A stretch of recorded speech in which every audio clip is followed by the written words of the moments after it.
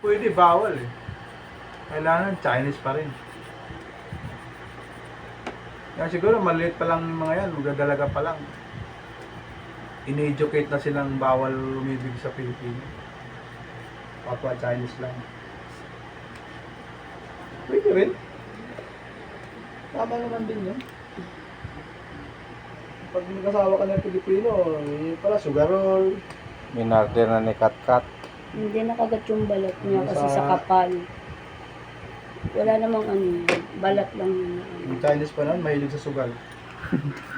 Mahilig yung sabong. Nadugo ka, kakapraso. Hmm? Kakaprasong kagat ba? Yung balat. Meron namang ganot lang. Mas sugal. Ayan lang sa bungad lang. Pero hindi man siya masakit. Hindi nga, kasi nga yung pinagtanggalan ng dry skin ba? Yun Kaya yung siguro ano yan kasi binibidyo mo pa. Focus mo. siyempre. Ayan Tingnan mo, mo nga yung, minarder ho tingnan ako mo nga ng... yung maliit dyan sa ilalim, mukhang buka, yan oh.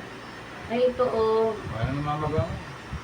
Bawasan mo yung kalyo dyan sa gilid. Yung kalyo. Ganyan ka lang, ganyan. Pag nanigas yung kalyo, parang nasusugat.